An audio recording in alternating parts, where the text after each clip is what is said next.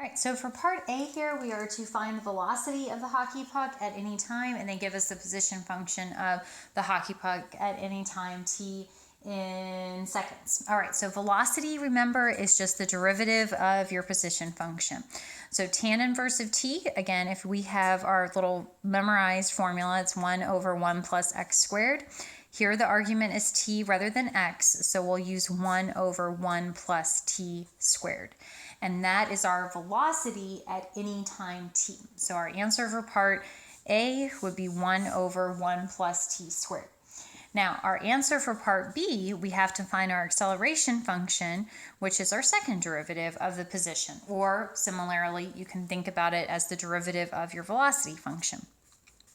All right, so take this derivative. There's two ways of doing it. You could go through the quotient rule, and that would be perfectly acceptable, or you could use the general power rule because we have a number over a variable expression.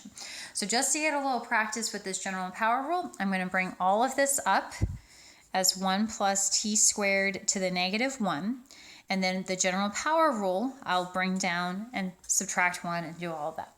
So our acceleration function will look like negative and then 1 plus t squared, subtract 1 to get negative 2, and then multiply by the derivative of the inside.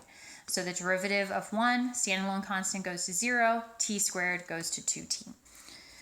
So simplifying this, you can move this negative exponent with its base down to the denominator, and then in the numerator you would have negative 2t.